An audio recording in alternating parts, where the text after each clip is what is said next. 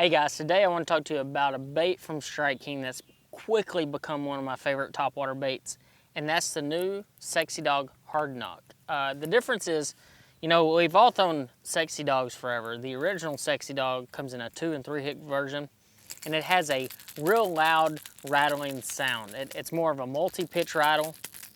You're gonna hear this thing from a mile away, and it's gonna be a lot of rattles, okay? That's the original Sexy Dawg.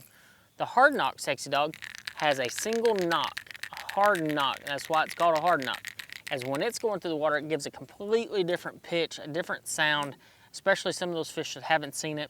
And it comes in the 3 hook model, which happens to be by far my favorite model.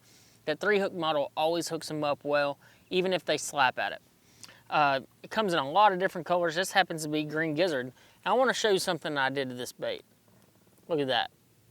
Looks super simple. Add an orange belly to it. I'm in Florida right now, okay? And South Florida particularly. And one of the cool things about South Florida is they really like the color orange, especially on a topwater. Well, if you notice, orange might not come on every bottom of every bait that we make. So what I did is I took a Sharpie, which happens to be right here, and I colored the bottom of this green gizzard shad Sexy Dawg. And I think you'll be surprised that you can modify any one of our baits simply with a Sharpie. So if you want to add some red to it, add some orange, add some pink, whatever color you want to add to it, you can add it to these Sexy Dawgs, and you'll be surprised how good the bite increases. In this case, I've already caught quite a few today throwing this new Hard Knock Sexy Dawg by painting that bottom side orange. Does it have to have it? Probably not, but mentally, it helps me get more bites. I throw this on a Lew's Custom Pro rod. This happens to be the spinnerbait rod. It's not the topwater rod, so people are gonna be like, oh, well, why aren't you throwing the topwater rod? Well, the spinnerbait rod has a little bit more backbone and a little bit more tip to it. When you're throwing these bigger 3 hook walking baits, you need something that has a little bit more backbone to it, and that's exactly what the spinnerbait rod does for me.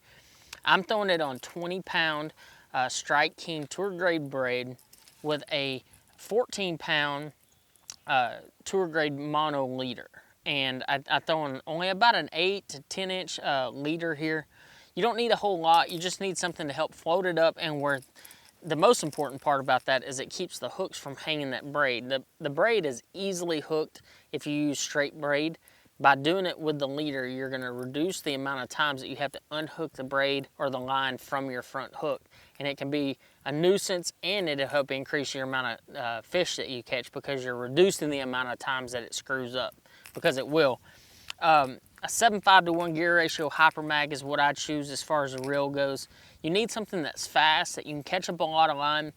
And the other thing is you need something that's gonna cast a long ways. And this Hypermag is one of the best casting reels that Lew's makes. So if you check it out, the new Hard Knock from Strike King, they're available just about everywhere right now.